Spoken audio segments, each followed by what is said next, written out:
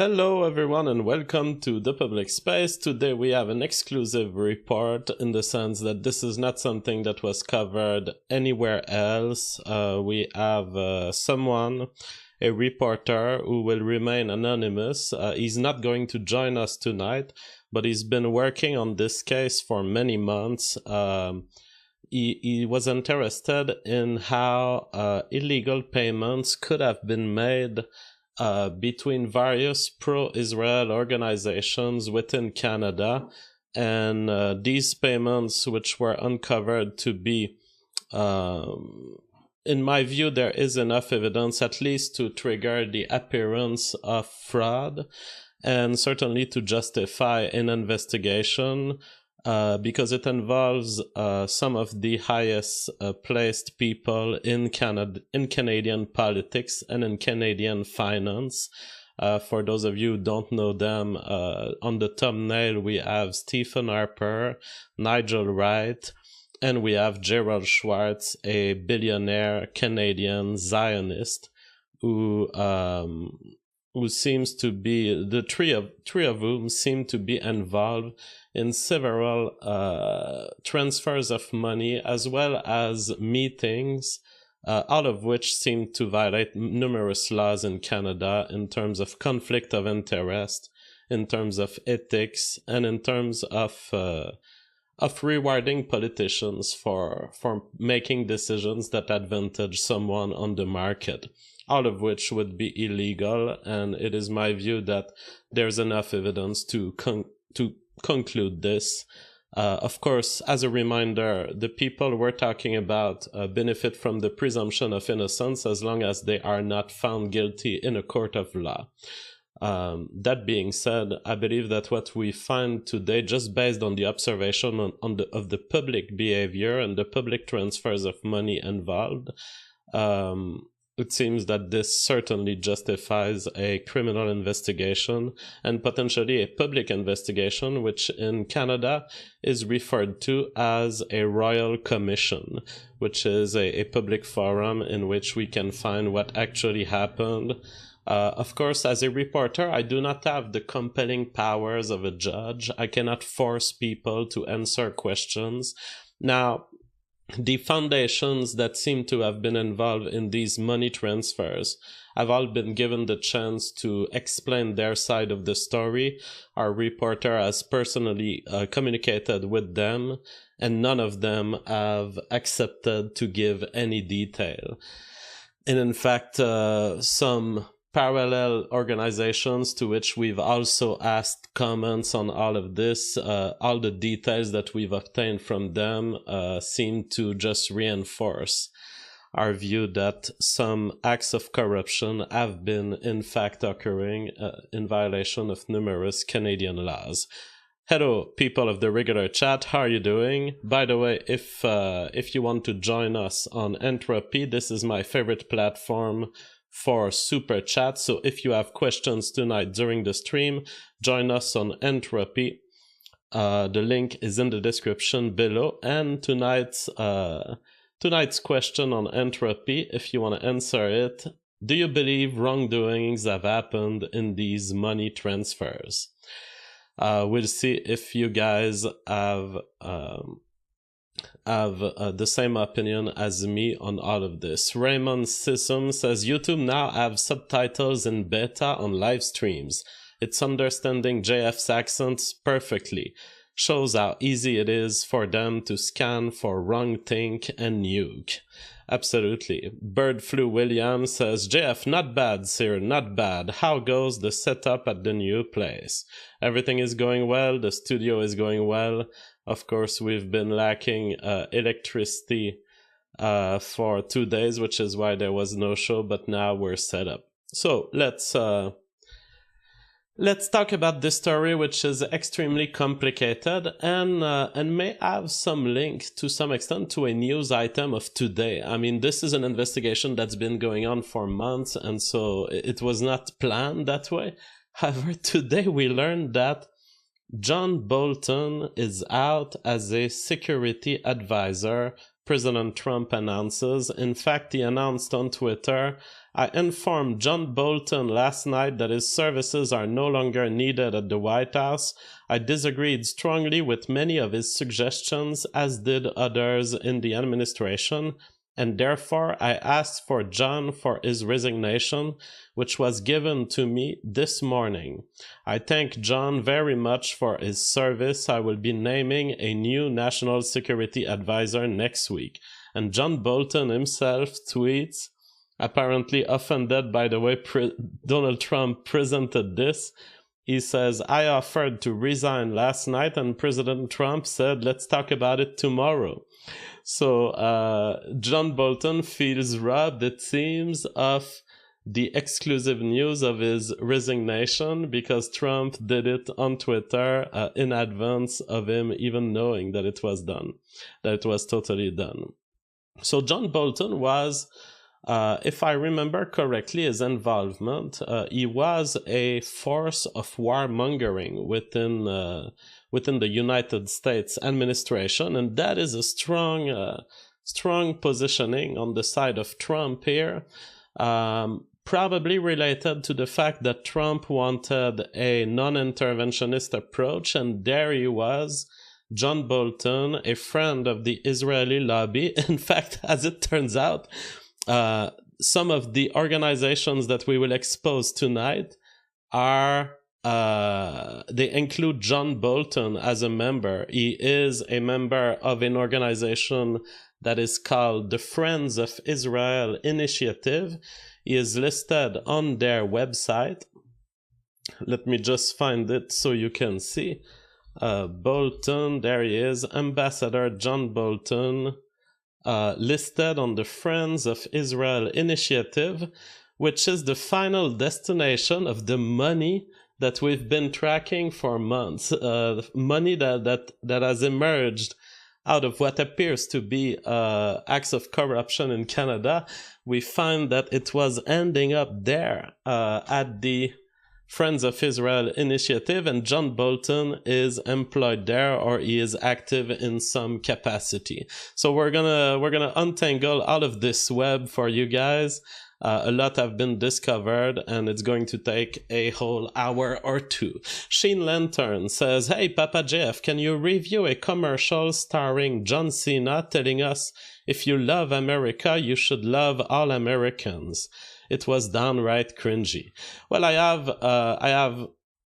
have more important things to do tonight, but perhaps at the end of the show you can remind me, or it will be another day. All right, let's get started. Raymond Van Buskirk says, "Does Canada donate large sums of money to Israel like America does?" I don't know the form of the donation of that kind. What we tracked is private money tonight, so that's what we're talking about. Now, of course, it appears that in this case, Israeli interests have been completely overtaking the actions of the government of Canada, in fact, at the expense of Canadian interest of the general public, as well as in contradiction with the interest of Air Canada pilots who were denied their rights, as well as at the risk of the safety of human lives, because the acts of corruption we're uncovering have led the Canadian government to highly pressure for a company called Air Canada, which used to be a public company, but which was completely privatized in the 80s. But the government of Canada has been intervening on the free market of air transportation between the years of 2012 and 2014, and now we know why, or at least we know a big part of the story, and it's not looking good for the people involved.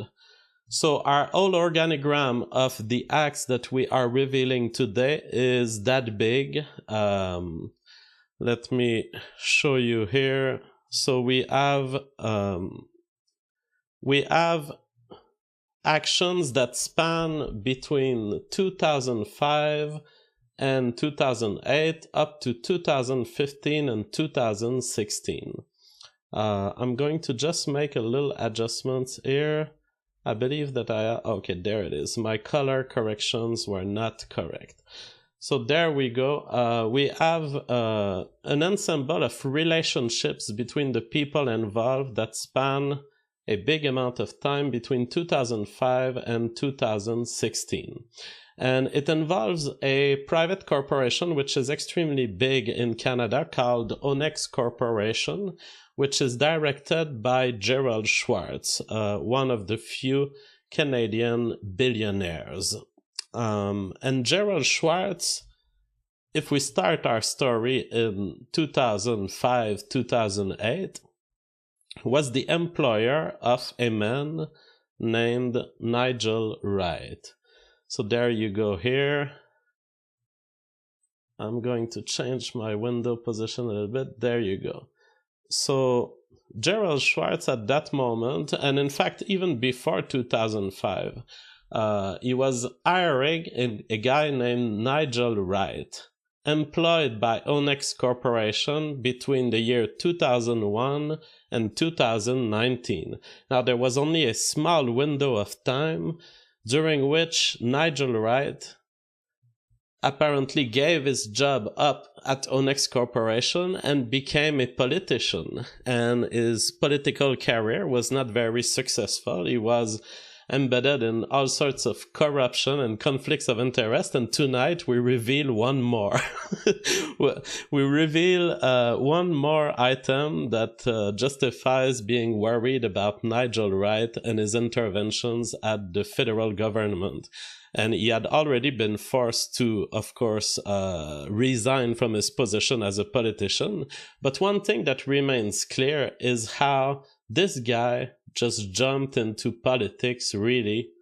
And he acted in apparent ways that make me guess he was still an agent of Onex, but he was not a declared agent. He may not have been receiving direct salary, but all of his actions that we will discover tonight suggest that Nigel Wright, who has been the chief of staff at the federal government under Stephen Harper, that he has always acted not to further the interest of the Canadian people, not to further the interest of his government, but to further his own interest as well as those of Onex Corporation. And I'll show you why. A little bit of history on this guy. In 2004-2005, he gets involved in a major operation done by Onex Corporation and Gerald Schwartz. So what does Onex Corporation do? They are a private equity firm that is publicly traded. So essentially you can buy stocks in Onex Corporation, but they buy stocks from private equity. And so what often happens is that there's a branch. Let's say you're making airplanes. There's of course many components to airplanes, and you will have specific factories to make some parts, and you will have specific factories making the wings, the motors. All of this is done in separate factories. What Onex Corporation specializes in is buying certain part of the production process. And this is exactly what Nigel Wright has been doing in 2004-2005 as he has acquired a branch of Boeing that ended up being called Spirit Aerosystems. What Spirit does is quite simple. They produce parts for planes, but they cannot produce parts for any planes. And in fact, they are specialized in the production of Boeing parts. Now, those of you who have read about this story will know that there's a kicker to it. Boeing eventually, the Boeing 737 MAX has been shown to be a dangerous plane. And so right now, at this moment as we are speaking, all Boeing 737 MAX are grounded because of two severe accidents that have led to the loss of human lives. This is a detail that will come later. But back in the days, in 2004-2005, Nigel Wright operates for Onex Corporation the establishment of Spirit Aerosystems, which used to be a sub-branch of the Boeing Corporation, but they got rid of it. And now this independent factory was controlled by Onex. And then we move, during the following years, not much happens. However, we can see that Spirit Aerosystems is struggling in terms of its production. They list among their financial risks, one of their financial problems is that the only way you can make significant amount of money is if there is purchases of Boeing 737 MAX, because they are specialized in producing certain parts only necessary in the Boeing. In fact, 57% of their income in 1 year that we've looked at was due to parts of the Boeing. So their entire industry relies largely on this. The more Boeing 737 MAX are bought, the more they make money.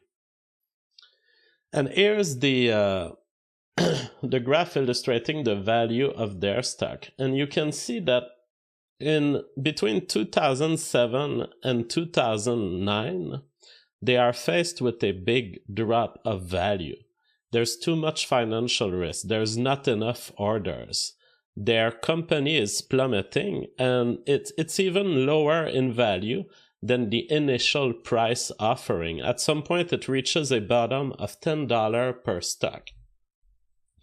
And they are faced with this big problem of a loss of value due to the fact that they are producing for just a specific plane that doesn't get purchased. This is where Nigel Wright enters the scene with probably an idea. Did it emerge in his mind? Did it emerge in the mind of Gerald Schwartz? We don't have the power to force people to answer questions, and so I cannot reveal that. I don't know who had the idea of all this scheme, but I will tell you that this scheme seems to have benefited Onex greatly, and it seems to me that Nigel Wright has, in every step of these revelations, acted in the interest of Onex. It's in 2010 that Nigel Wright ends up being hired by Stephen Harper. Stephen Harper had been elected Prime Minister on September 2008 for this particular administration, and Nigel Wright, importantly, owned $1.4 million in stocks from Spirit Aerosystems. We don't know when he sold them. As far as we can tell, up to 2005, he owned these stocks, and there is no reason to believe that he got rid of these stocks. Now, this creates immediately a conflict of interest. You have someone leading in a very important position in the Canadian government, and on the other hand, privately benefiting from the success of certain corporations in the aviation industry. And this has been covered plenty in CBC, mainstream news in Canada. People were saying, well, Nigel Wright seems to be raising red flags in terms of his involvement in the aviation industry. Is it possible that some of his action in the government will influence and benefit him? Well, we'll see the web of interest that Nigel Wright has deployed. There was a guy working already for Harper back in the days, Derek Vanstone, a senior Harper staff and Nigel Wright's number 2. This is the first clue that Nigel Wright is operating back then an operation to modify the markets in ways that will favor his employer, Onex Corporation, and potentially his own private owning of Spirit Aerosystem. Because this guy who worked between 2010 and 2012 will eventually leave the Harper government and get employed at Air Canada, appointed on July 21st, 2012. So someone who is very close in his government administration to Nigel Wright gets employed at Air Canada. And when we look at what happened between these two events, we see that there were several meetings between Air Canada and Nigel Wright, as well as between Air Canada and John Baird. Essentially, these seems to be meetings in which Nigel Wright could have made pressure on Air Canada to act in ways that would favor Onyx. It seems that since Nigel Wright had interest in the aviation industry, and he had interest in certain specific decisions that could be made by Air Canada, it seems that an ethics person should have been reviewing this and not allowing that kind of meeting. In fact, in an article of the CBC, they announced that Nigel Wright will not be able, as a government agent, to be interacting with people in the aviation industry. And they seem to be misinterpreting what is the conflict of interest, because they keep Nigel Wright from interacting with people who have specific interests that are directly linked to him. But there is an indirect interest that Nigel Wright has in Spirit's aerial system.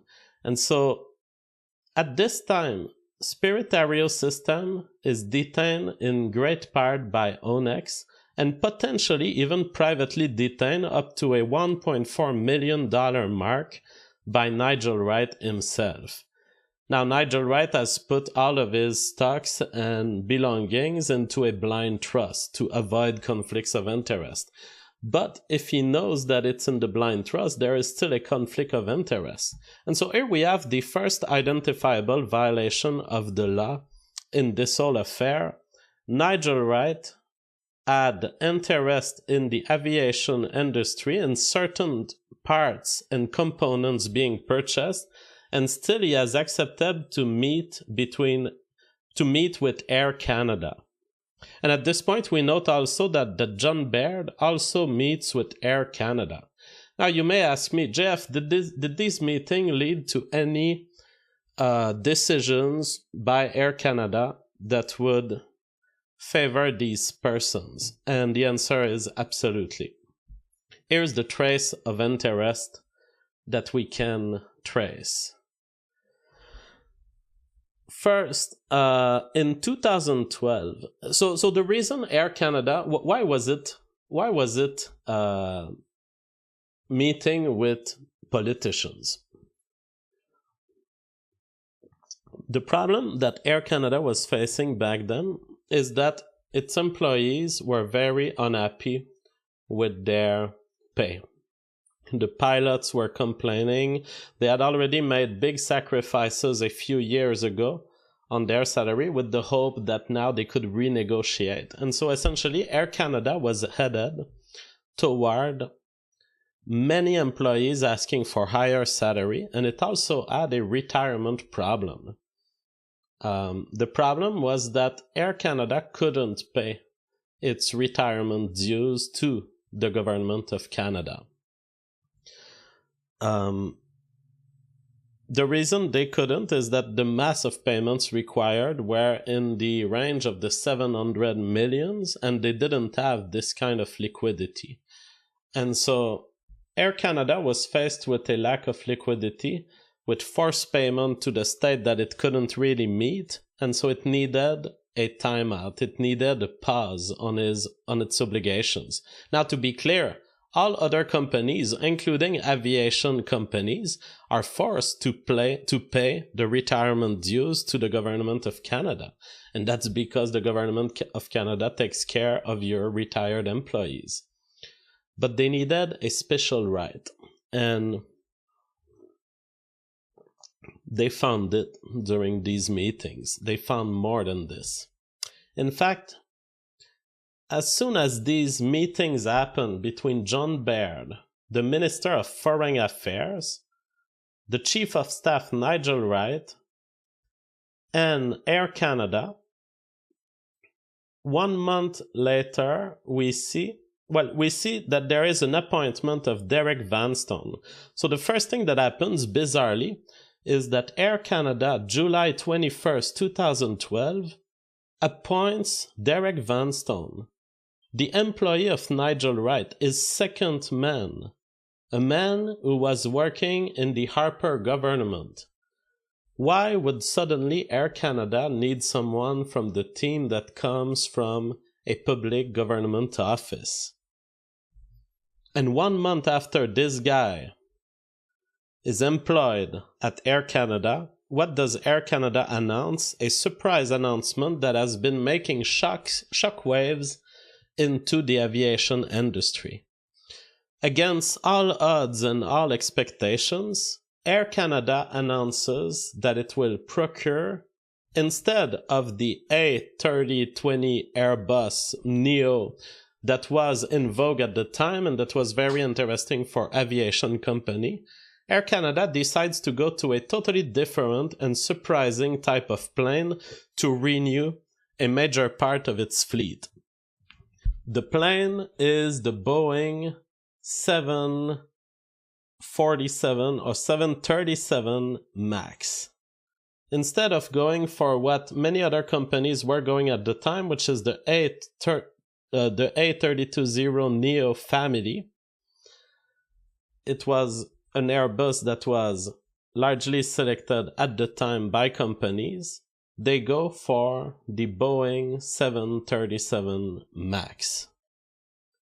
What is the reason behind choosing the Boeing 737 MAX?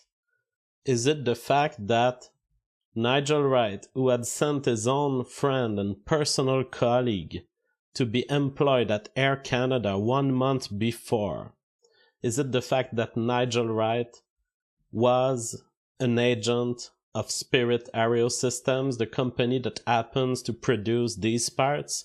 Our reporter has digged into this, and he estimates that the decision by Air Canada to procure this fleet of Boeing 737 MAX could have brought up to about $700 million into Spirit Aerosystem. Bam, like this. The company made the right choice of plane to advantage Nigel Wright and to advantage his employer, Onex Corporation, which owned many interests in Spirit Aerosystems. A decision made by the very colleague of Nigel Wright 1 month before, Derek Vanstone. Now this seems like Air Canada has been giving a gift. They employed Vanstone. They purchased up to and by the way, our reporter says, look, I've done a back of the envelope calculation. I don't know if Spirit Aerosystems made $700 million from this, but it seems that the number of pieces and parts that we're talking about is within that range, certainly.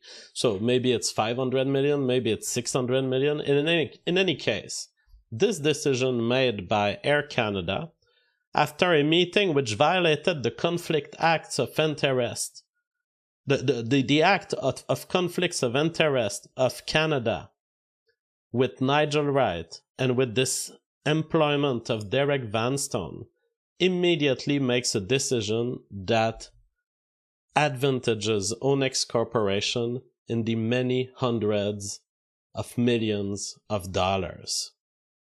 This is an instance, as far as I'm concerned, based on the facts revealed, that suggests extremely serious corruption within the politics of Canada, within the government of Stephen Harper, and within the interest route between Nigel Wright and Onex Corporation. And I believe that this justifies a public royal commission to find what was the state of intent behind all of these meetings and what failed in our ethics system to stop that. Now, we find you may wonder, why does Air Canada do this? Well, Air Canada, as I remind you, had a problem on his ends, on their ends. They had a bunch of employees that were about to go on a strike. And that would have been hard, and they didn't have much liquidity.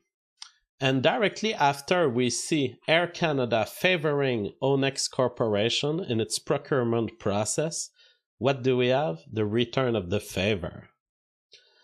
Stephen Harper, elected Prime Minister in September 2008, and still the employer of his Chief of Staff, Nigel Wright, intervenes in favor of Air Canada by introducing back-to-work legislation in 2011-2012. Now, this has been a matter of scandal to everyone in the industry, because back-to-work legislation is essentially depriving the workers of their right to strike. It is a very emergency-based measure in Canada, and normally it only applies to things that are necessary for human life protection. So, for example, if nurses were to strike, they could be subject to a back-to-work legislation. But this has been receiving lots of coverage in the mainstream media. For example, here they say the law breaches charter rights, pilots say. And in fact, the experts in business questions and work relationships have all pointed out to the fact that it's the first time in history that just a plane is considered an emergency life-saving device. Normally, you have back-to-work legislations only on those major things that are absolutely needed and that would threaten society without it. Of course, the strike at Air Canada was not depriving you from traveling with other corporations, and it wasn't keeping you from traveling with your car and an ambulance, so it was hard to justify. But here we have Stephen Harper personally intervening by enacting back-to-work legislation 2011 and 2012. And then a ultimate breach of free market interest, of the rules of the free market, and a case of favoritism. Stephen Harper and Nigel Wright, in 2013, March 2013, the Harper government gives pension deferment to Air Canada as requested. So while it forces all businesses in Canada, you have to pay for your pensions fees, so which is proportional to the number of employees you take, they give a tax break to Air Canada where they cap their amount of money. Instead of having to pay $700 million, Air Canada will be capped at $150 million. That is a gift of liquidity made personally by Stephen Harper and Nigel Wright. And during all this time, I remind you that Nigel Wright is right here. Spent all of his life, employed all of his adult life, for all practicality, at Onex Corporation, which owns Spirit Aerosystems. So what do we have here? It seems this whole deal projects the appearance of an exchange of service. On the one hand, Stephen Harper, John Baird, and Nigel Wright are using the power of the state to favor Air Canada. They favor them as opposed to other aviation corporations by deferring their payment in the many hundreds of millions of dollars to the pension plan. And they favor them by enacting back-to-work legislation which forces their employees not to strike. And in exchange, what does Air Canada do? They buy one of the most crappy aircraft in the history of human civilization, the Boeing 737 MAX, which would later result in the death of dozens and maybe hundreds of persons. A crappy aircraft that they've accepted to buy under these conditions. And why? Why was this exchange done? Well, we have followed the money, ladies and gentlemen. If you want to wonder whether Nigel Wright has personally benefited from these exchanges of service that have happened in violation of the Conflict of Interest Act of Canada, he did. What happens in 2014, June 2014, Nigel Wright leaves the Harper government after having done his favoritism toward Air Canada. And what do? Remember, the stock markets are his owning of Spirit Aerosystems had been dropping in value. Well, now we're in 2014 and the markets are increasing. And as Nigel Wright leaves the Harper government, a series of sales occur. Onex Corporation sells its shares in Spirit Aerosystems, cashing in on the boom caused by no one than Nigel Wright himself, the man who met with Air Canada, the man who pressured them until they would buy the planes that he produces the parts of. This is what seems to have happened based on the available and public data. How many millions of dollars are we talking about? Well, firstly, we have the public offerings of Onex. We know that about 2 or 3 months before Nigel Wright leaves the Harper government, the price has risen. They sell a first batch of shares in Spirit Aerosystems of $171 million. Then, as Nigel Wright gets re-employed at Onex, they sell even more, $258 million. That's on the day or a few days after Nigel Wright gets re-employed at Onex, as if this was all organized in advance, as if Nigel Wright knew my actions in the government will favor Air Canada, which in turn will favor Spirit Aerosystems, and then we're going to sell everything and leave with the cash. And then in August 2014, the last batch of belongings of Onex Corporation in Spirit Aerosystems, $307 million of stocks liquidated. By the way, for this one, we cannot say that it happened exactly in August, but we know that by August, all of these stocks are sold because they are reported to be with zero interest in Spirit Aerosystems. So it could have happened progressively during the last few months. So what do we have here? We have Gerald Schwartz, a billionaire specialized in private equity acquisition, who has one of his protégés, Nigel Wright.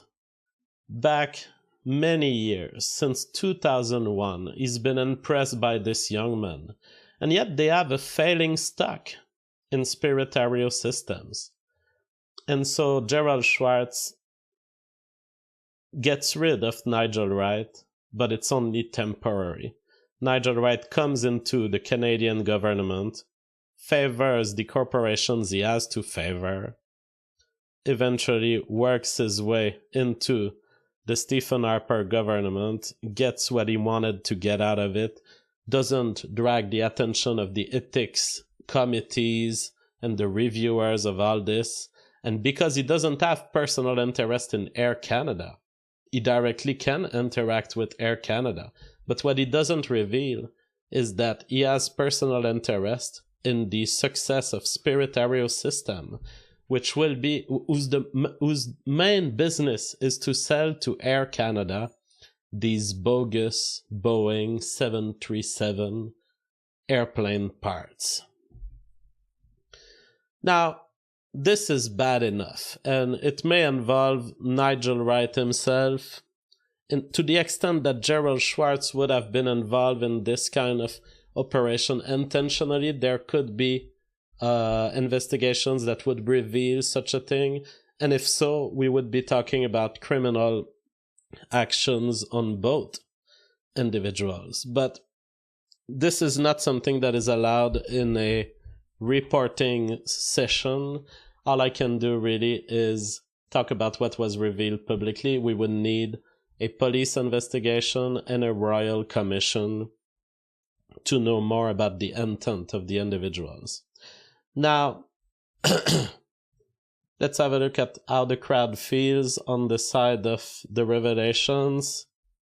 Do you believe wrongdoings have happened in these money transfers? Oh, it's not loading. Maybe entropy is down. So I will be trying to restore entropy. This will also give us a break because those are only some of the revelations of tonight. We already have extremely convincing evidence that violations of the Conflict of Interest Act of Canada have been occurring, but we have much more. Let us check if I can fix entropy first. How are you doing, people, on the regular chat?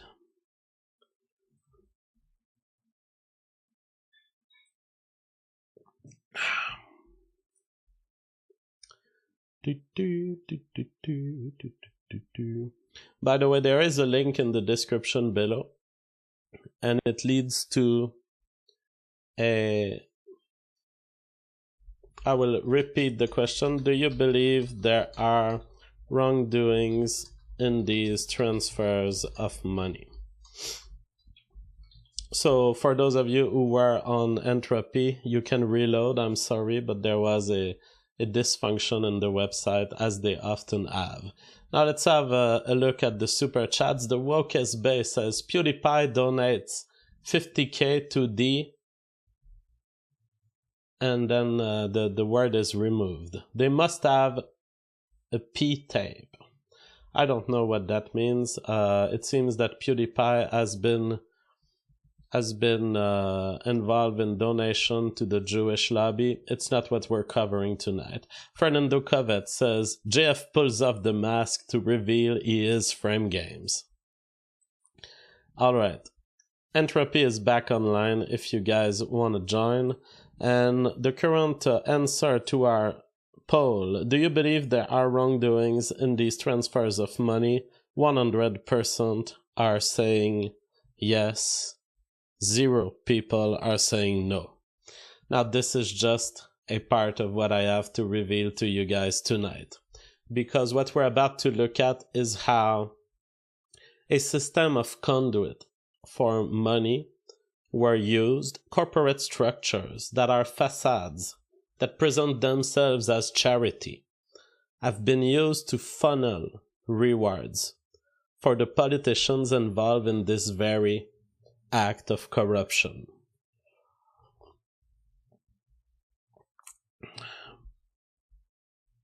Let's get into it.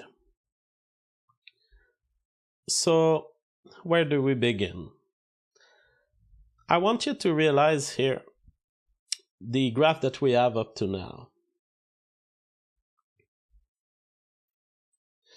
We have a bunch of partners. Onyx Corporation, Gerald Schwartz, his friend Nigel Wright, sorry, I said Farage. Nigel Wright, and Spiritario Systems, all benefiting from actions made within the government of Canada that favored Air Canada, and in exchange of which Onyx Corporation was rewarded. There are ways in which Gerald Schwartz cannot reward the politicians involved.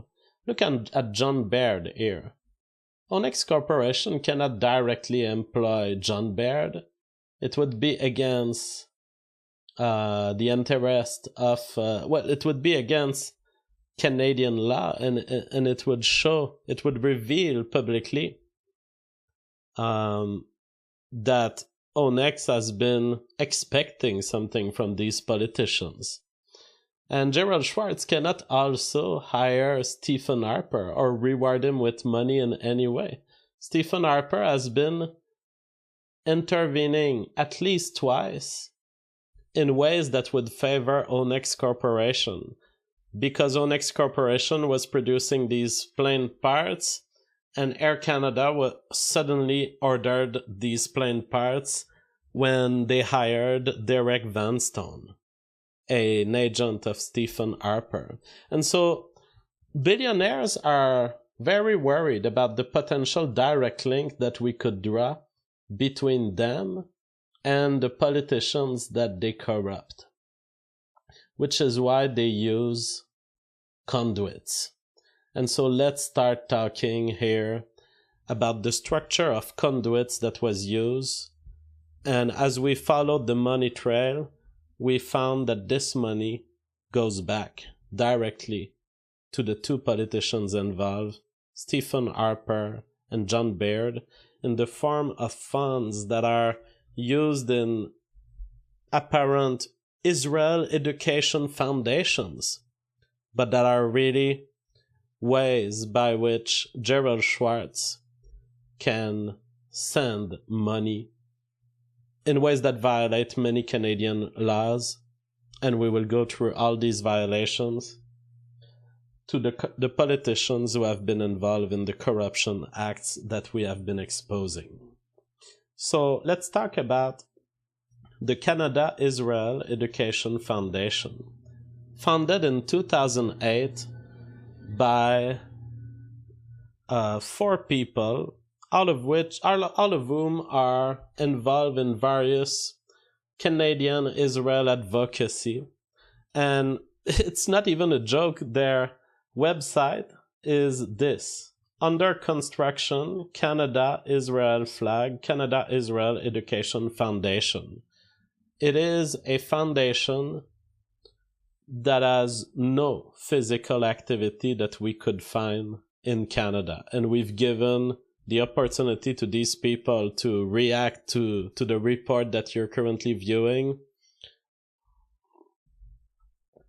Oh, Zeddez is telling me that there were questions on entropy and that they were deleted, unfortunately, due to the bug on entropy. But now she has retyped them. So thank you for sending them. We will review those. So the Canada-Israel Education Foundation has received massive amounts of money from the Gerald Schwartz Eder Reisman Foundation. So you have to understand that Onex Corporation is the private equity arm of Gerald Schwartz, but he has a charity arm, which is the Gerald Schwartz and Eder Reisman Foundation. Eder Reisman being the wife of Gerald Schwartz. In 2011, very suspicious transfers are beginning to show up. In fact, it starts in 2010, a single transfer of $33,000. But in 2011, a massive amount of money starts being transferred between the Gerald Schwartz Foundation and the Canada-Israel Education Foundation, which before that had minimal amounts of activity and of funds. Let's have a look at it. I believe I should have the graph here. So the Canada-Israel assets minus liabilities. You can see that there was a peak in the accumulation of assets in the amount of $300,000. And here also you can see that the accumulation of money is essentially a progression with a little pause in 2014 and then constant flow. We're talking about at peak $700,000 a year. In total, the Gerald Schwartz Foundation is giving to this Canada-Israel Education Foundation, which has never realized something of notice or something that we could find, gives them more than 85% of their total income. And in fact, we've investigated on the rest of the 15%, and they are all people who were involved personally around Gerald Schwartz, or people who have had extensive business relationships with Gerald Schwartz. Essentially, this Canada-Israel Education Foundation receives in the 5 bigger years of its activities, and that's all we have, 2011 to 2016 until closing, a total of $2.4 million and 2.2 or something close to $2.2 million comes from the Gerald Schwartz Foundation. Now, there are some violations of the law here, which we should talk about.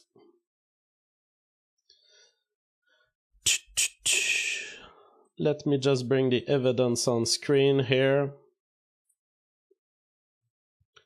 So when you make a charitable organization in Canada, you are bound to certain spaces of action, and you are limited in what you can do.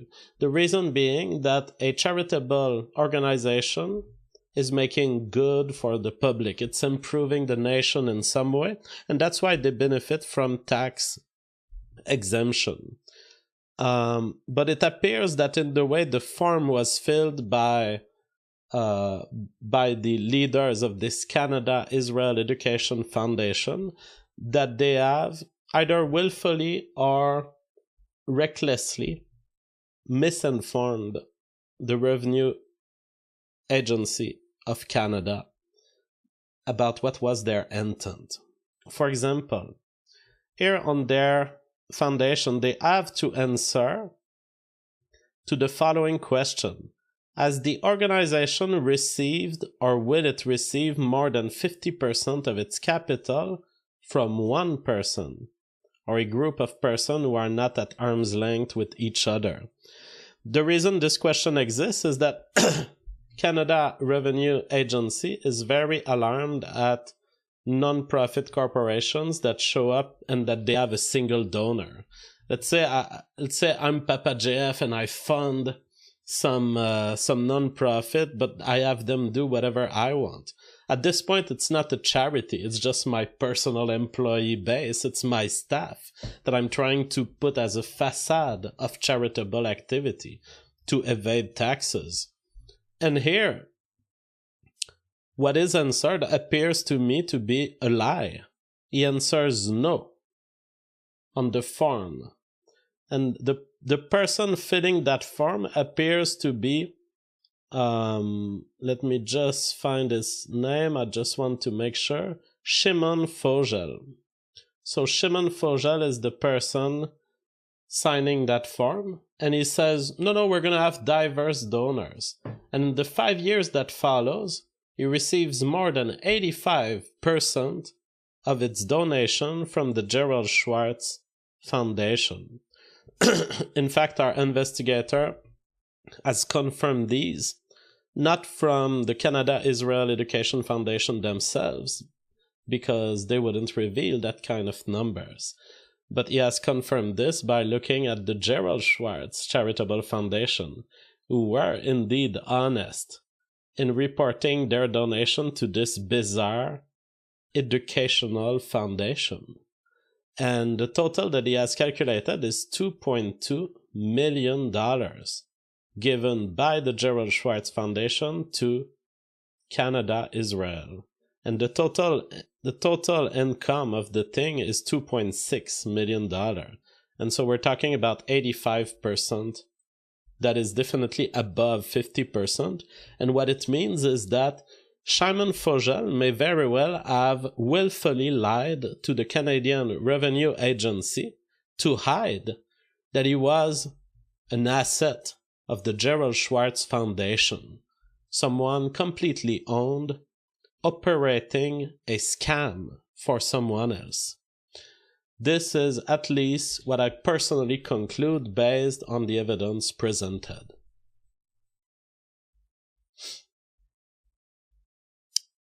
Now, the way, if we're about to prove that what has happened here resemble money laundering in any way, or it seems that the Canada-Israel Education Foundation is not what it claims to be. We need to meet certain standards, and our reporter has been looking at what can we say about this Canada-Israel Education Foundation. Well, first, on their form, they say that all of their expenses will be in Canada, which is kind of needed if you're a Canadian charity. Or else if you're sending all of your money outside of Canada, how is that helping your mission within Canada? That's what the Canada Revenue Agency wants to know. But at the same time that they were reporting that all of their activities would be in Canada, we cannot find any evidence of activities in Canada. In fact, all of their money seems to be spent outside of Canada, the vast majority of it. Their website is under construction, and we have traced some of the money to understand what's going on. The first important conduit, the first important channel for this money is the Friends of Israel initiative, another charity opened in Miami, Florida. For example, they donated to this charity $240,000. And the question that comes for an investigator in this is, when a charity sends money to something else, there's two possibilities.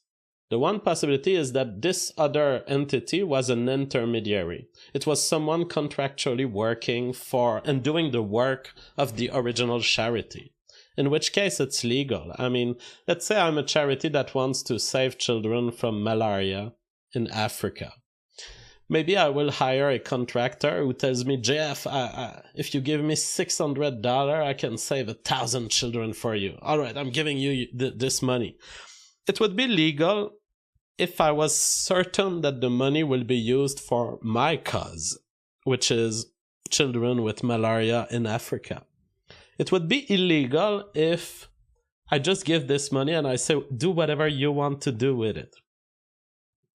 And in this case, we have verified that the Friends of Israel initiative reports all of the money coming from the Canada-Israel Education Foundation as a donation in its donation part of its report to the US IRS, which means that sufficient control has not been established, which is an important criteria to determine if the money is being fraudulently transferred or transferred for legitimate purpose. In other words, a Canadian charity, and charities in general across the Western civilization, cannot give away money without knowing where it goes, without knowing that it will serve their cause. And this appears to be exactly what the Canada-Israel Education Foundation did with the money that they received from the man at the top of it all, Gerald Schwartz, the leader of Onyx Corporation, who appears to have benefited from an operation of government manipulation that is absolutely ethically disgusting. We've investigated other traces of the money. What we're looking at is what is the evidence suggesting that the Canada-Israel Education Foundation is a conduit by the standard of Canadian law rather than a legitimate charity. $50,000 donated in 2013 without sufficient control to Israel Brain Technologies. Our reporter could uncover this by simply sending an email to this organization called the Israel Brain Technologies. And he said, hey, you guys have received $50,000 from this Canada-Israel Foundation? Why did you receive it? What did you do? Did you do work for them? And naively and very openly, the person, Mary Polacek, answered, we are a non-profit organization, and if I remember correctly, This was support that we received for the first BrainTech Israel conference, which took place in October 2013. And in a further email answers, from our perspective, it was a donation. We did not do any work for them. This appears to be, again, a donation without sufficient control. What we can conclude from these comments by the Israel Brain Technologies is that Canada-Israel Education Foundation is not, or does not appear to be, a legitimate charity. It appears to be a channel for money from the Gerald Schwartz Foundation to a variety of other things that are closely related to Israeli interest. Another piece of evidence is the fact that Aviv Bushinki is both an agent of this foundation and an agent of the Schwartz Foundation. So essentially, this guy could be paid by either the Canada-Israel Education Foundation itself or the Gerald Schwartz Foundation. He acts for both. And so there is no distinction of interest between the two entities, although legally they are operated by totally different persons. Finally, another piece of evidence that the Canada-Israel Education Foundation is not a legitimate charity. It has given money to Shomram Residence Committee, which is a non-qualified intermediary. Why? Because the Shomram Residence Committee is a political advocacy organization. And you cannot do charitable things and benefit from the charitable tax exemptions and engage in political fights, political advocacy. And by giving them money, it appears that the original form that was filed with the Canadian government also contained other lies because they have committed to not engage in political advocacy. So why is a charity supposed to educate people about Israel, why is it channeling and funneling money to a political advocacy group that has nothing to do with Canadian interests, by the way? Now, the most important channel for tonight's report is the channel of money that represents 50%, in fact, exactly 50% of the money that was transferred from Gerald Schwartz to the Canadian Israel Education Foundation, and then ended up in the Friends of Israel initiative. So what do we have when we look at the money flow? Between 2011 and 2016, essentially, the Gerald Schwartz Foundation sends $2.2 million to the Canada-Israel Education Foundation, redirects parts of it pretty much everywhere, which is a practice when you want to hide the traces of money. You can give to random stuff or to stuff that is linked to you but in some indirect way.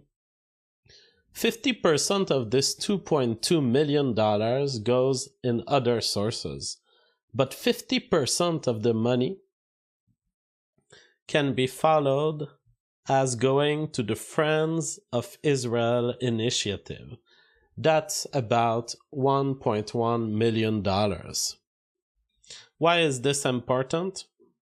It's because this initiative, the Friends of Israel initiative, what do you think it will end up doing in 2015?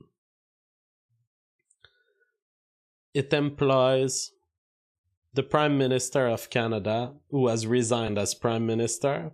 In November 2016, the Friends of Israel initiative employs Stephen Harper and John Baird.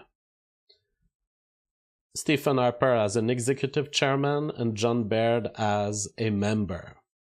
Why does that matter?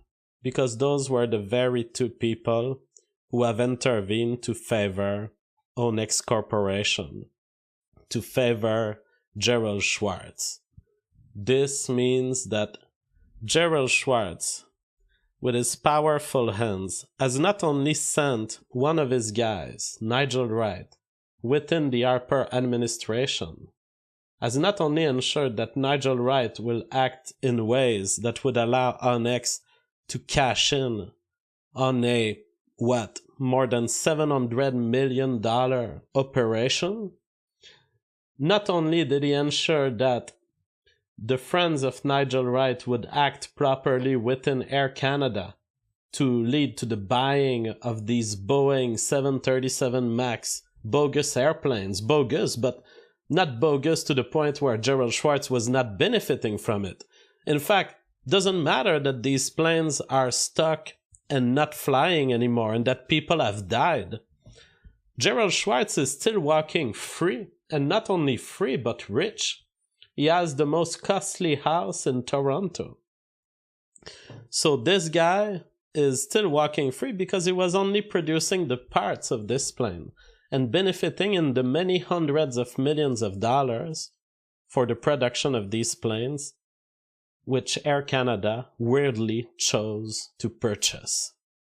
Weirdly, when we don't understand that Air Canada had been pressured by a bunch of political operatives that were under the control of Gerald Schwartz.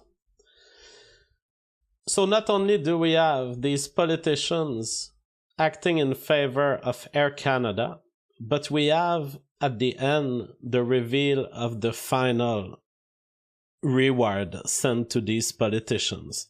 It's that Gerald Schwartz carefully made sure that he would send $2.2 million of $700 million when you sell these Aerosystem stocks. Sending $2.2 million makes total sense. How does he send them? He sends them through intermediaries.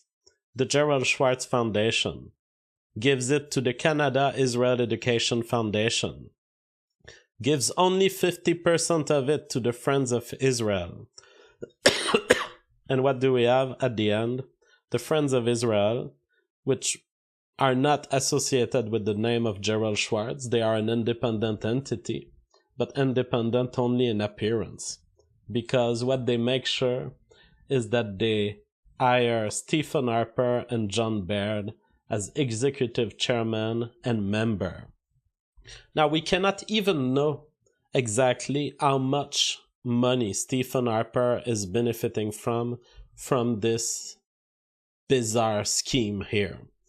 Because the Friends of Israel Initiative tax reports are making intentional or reckless omissions. Looking at the tax report, let me just pull them on screen here. And by the way, this is all in the link below called the raw evidence.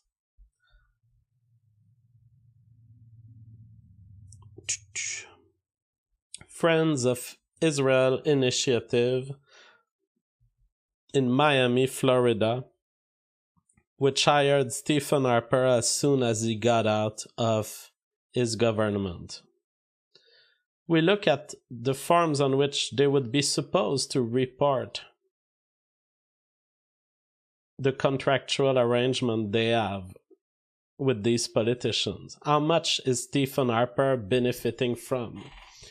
Unfortunately, it's not loading right now. Let me try to reload it here. I'm gonna try refreshing. 2016 Form 990.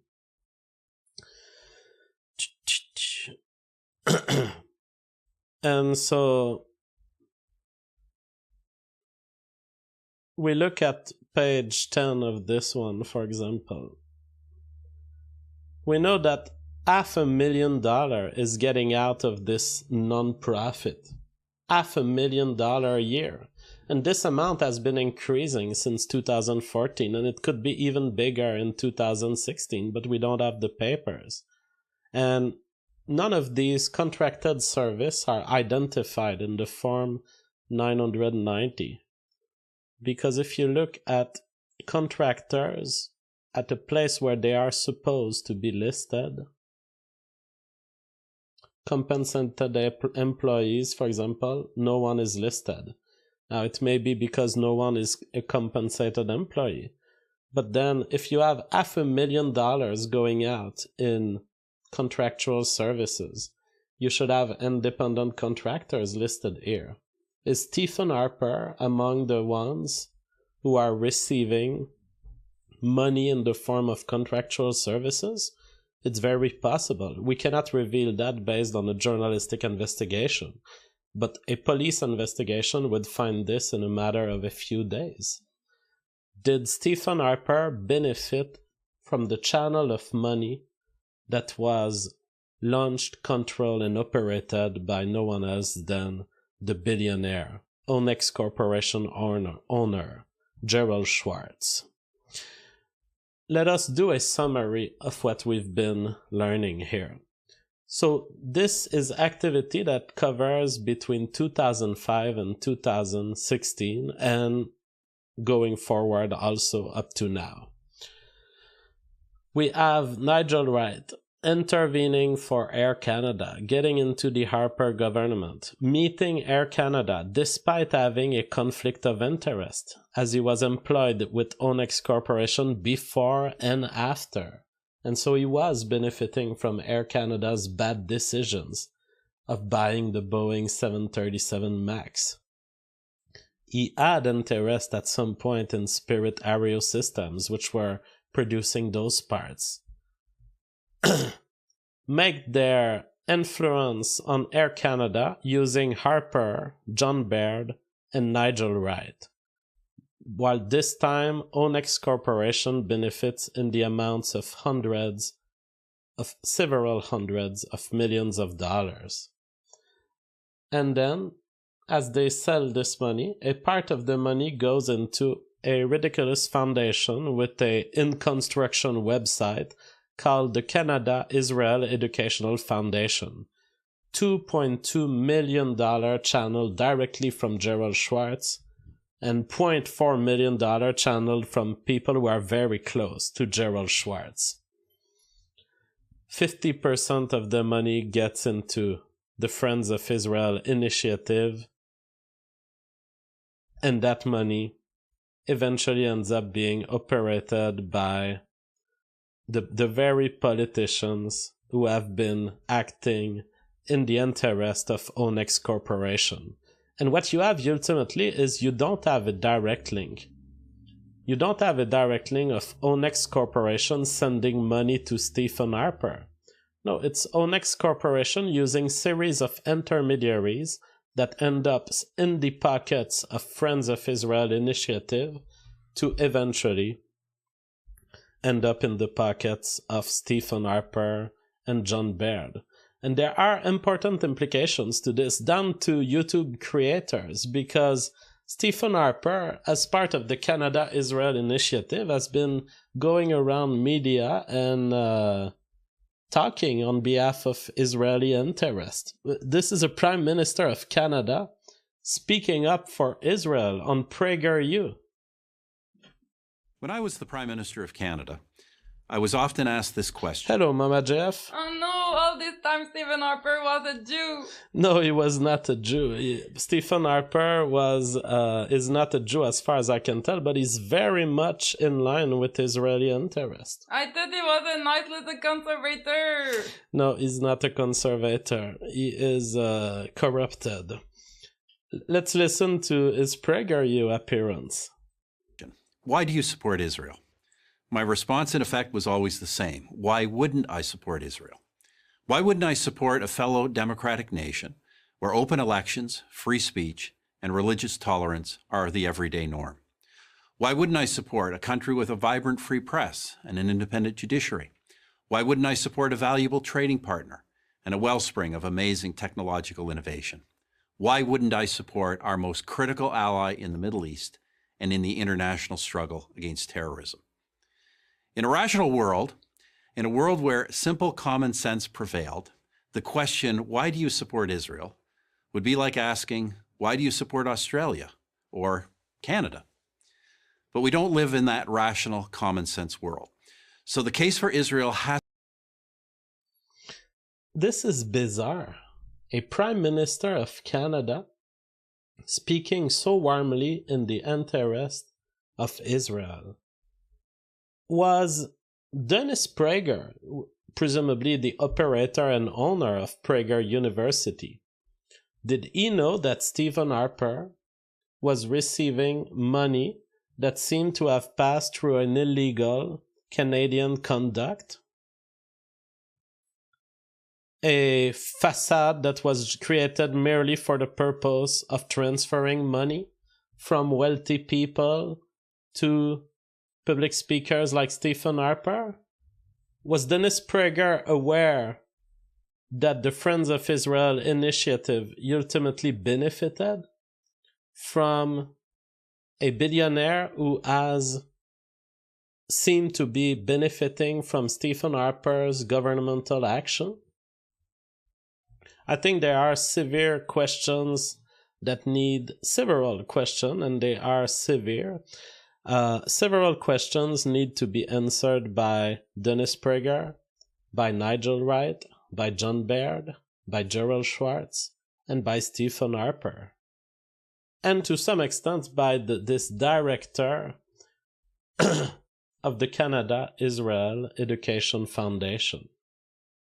This man seems to have been operating a corporation that didn't have any of the activities that they claimed they would have. Didn't lead physical activities into Canada. Seems to have spent all of its money by sending the money outside of the country in places that they thought we wouldn't retrace, but we did. And we now know that this money has been effectively not used for charitable purpose, but it was transferred in a way that violates the criteria for conduits of Canadian law, in a way that ends up in the pockets of the very politician who have led to this enrichment opportunity for Onex Corporation. That will be it for our reporting of tonight. If you guys have questions, you can ask them in the super chat or on Entropy. It seems that what we have is a bunch of agents, including the person who filled the Canada-Israel Education Foundation. I'm just looking for his name again because it escaped it escaped my mind. Let's just look for it. Shimon Fogel, who is a militant for Canadian Israel links, and he's been working in the Israeli lobby in Canada forever. But it seems that here he has set up a facade of charitable foundation or charitable corporation, but he used it as a way to transfer money outside of Canada. And that the people involved in these transfers of money had very serious reason to want it hidden. And our investigator, he first discovered the first aspect of this, which was the Gerald Schwartz Foundation transfer to Friends of Israel initiative. And he was like, how can a billionaire like Gerald Schwartz take a risk of being caught in a criminal action for just saving taxes? Because most of the time, when you do that kind of scheme, it's just to save taxes. You create a fake charity that allows you to report stuff as donations, and you don't pay taxes. And our investigator was blown away. He was like, how can a billionaire do this to only save taxes? And the answer in the end was, this is not a scheme designed for Gerald Schwartz to save taxes. It's a scheme designed to help politicians, to transfer money to politicians who have served his interest well. And Onex Corporation and Gerald Schwartz made sure that the people who served them, the people who were kneeling to their interest, would be magically rewarded in the future through channels of money that involve the Canada-Israel Education Foundation, the Friends of Israel Initiative, which happened to be a place where John Bolton seems involved. So look, and John Bolton is out as National Security Advisor. This is a news that developed 8 hours ago. It will be interesting to see what they do with him, because he's been serving the Israeli cause well. He's been the warmonger in the Trump administration, but he's been found out by Trump, and now he got eliminated. But the billionaires like Gerald Schwartz, they always reward the people who were their true puppets. They always make sure that something good will happen to them after. And they made sure for Stephen Harper, they made sure for Nigel Wright, who's still employed at Onyx Corporation, and they made sure for John Baird. And something tells me they will make sure for John Bolton too. Now, how much money exactly is Stephen Harper and John Baird, are they receiving from the Friends of Israel initiative? We can't know. We can't know because there is incomplete filling of their tax report forms, which by itself is a violation as far as I'm concerned. What we will need is a police investigation and a royal commission if we want to do the investigation publicly, so that we can know how much of this $500,000 that the Friends of Israel are spending in contractual services, how much is a check to Stephen Harper's little business or John Baird's little business. We cannot know the amount for now, but that's why we are demanding a police investigation on the matter. Let's have a look at the super chats. Machiavelliscus says JF for defense minister. Matthew Beatty says, what organization is auditing this in Canada? Well, there should be several organizations involved. There's the RCMP, the Royal Canadian Mounted Police. This is the equivalent, if you will, of the FBI. They should be investigating many of these statements I've made tonight. I hope they do. Also, there is something to be made on the American side. The Friends of Israel initiative, and to what extent are they paying Stephen Harper and John Baird with money that is ultimately dirty, as we've shown, that has been obtained by Onyx Corporation from government interventions that were in violation of Canadian law? To what extent are they aware that this is dirty money? They might not be, but it will be hard to argue for Stephen Harper and John Baird not to understand that their service to Onyx Corporation as government staff is why they are getting rewarded. So the levels of intent must be established by Royal Canadian Mounted Police, the equivalent of the FBI, and by the FBI on the side of the US. Also, the Canada Revenue Agency and the IRS should be investigating these, particularly Onyx, the Gerald Schwartz Eder Reisman Foundation. To what extent did they know? To what extent did they ensure that this money would eventually go to the Friends of Israel initiative? To what extent have they intentionally used Canada-Israel Education Foundation as a channel? And here we're talking about potential accusations of money laundering. This also needs to be addressed in a RCMP investigation and a royal commission potentially. And then Shimon Fogel.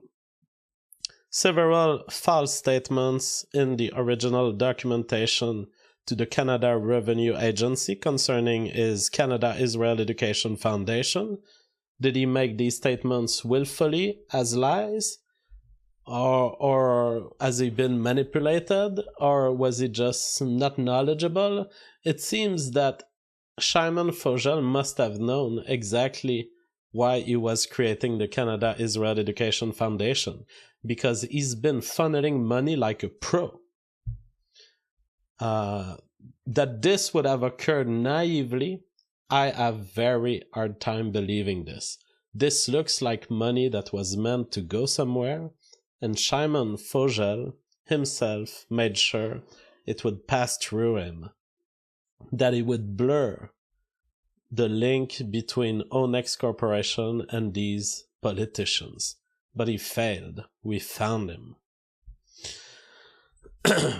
So, Canada Revenue Agency, IRS, FBI, RMCP, and eventually a Royal Commission if we want to understand better how we could keep this from happening in the future and who needs to be punished.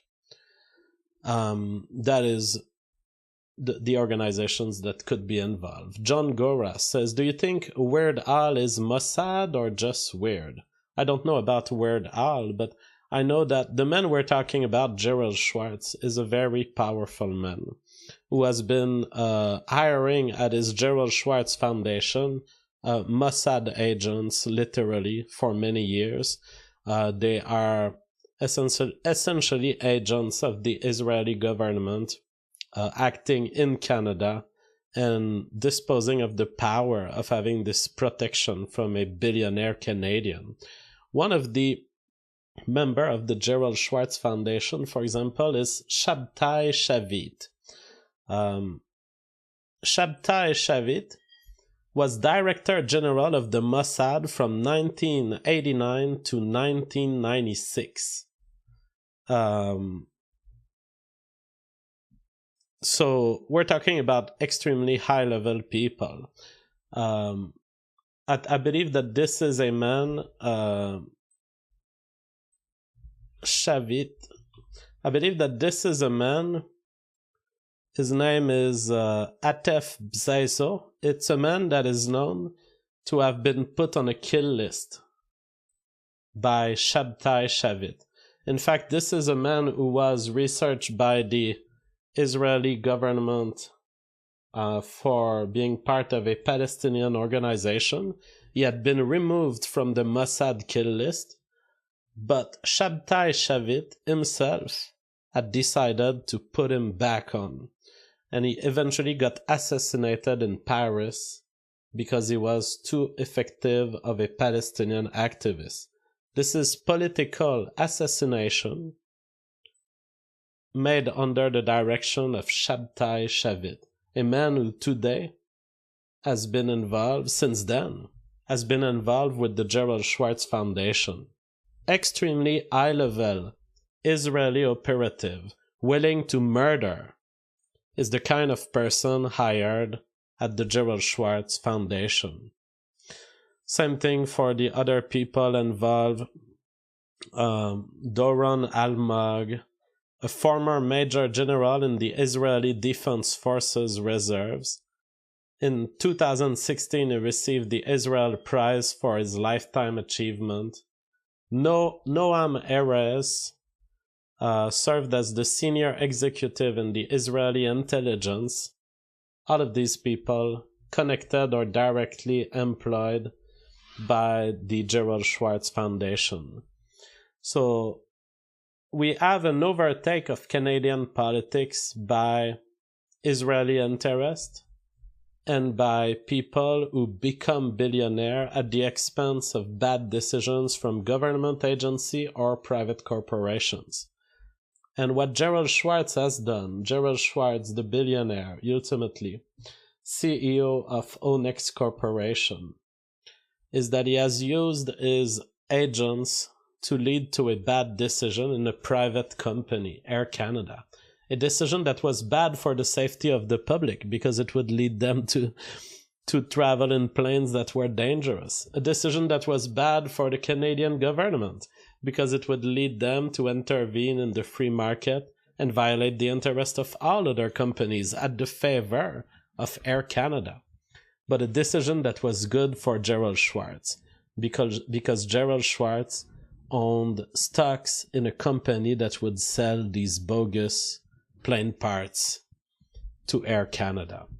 So it's a manipulation of government interest and private interest to the benefit and the personal enrichment of a man who then uses this money to further control the world, further push his various Israeli operatives, all friends with Israeli presidents of the past, with the Mossad, or directly employed as part of the Mossad, people who are willing to murder, to justify and literally commit the invasions of Palestine and destructions of Palestinian homes, those people are who we're talking about as part of this organization.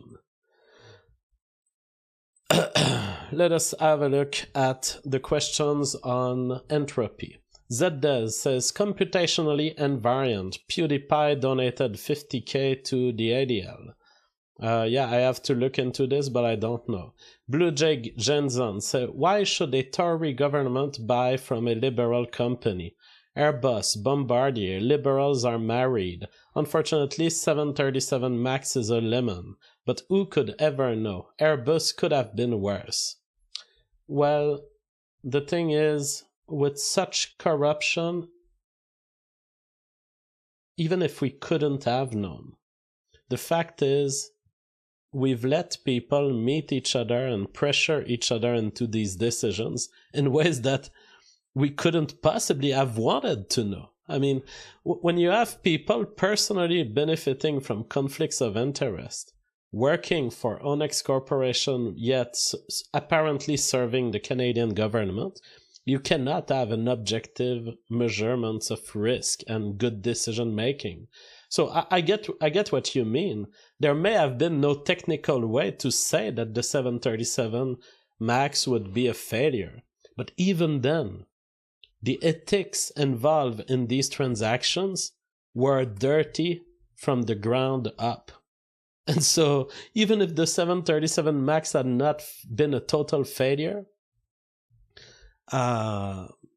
we would still be faced with ethics violation and personal enrichment at the expense of the Canadian public. Zdez says, oh, well, it's Raymond van Buskirk who says, does Canada donate large sums of money to Israel like America does? I had answered this question. I don't know much about the direct donations.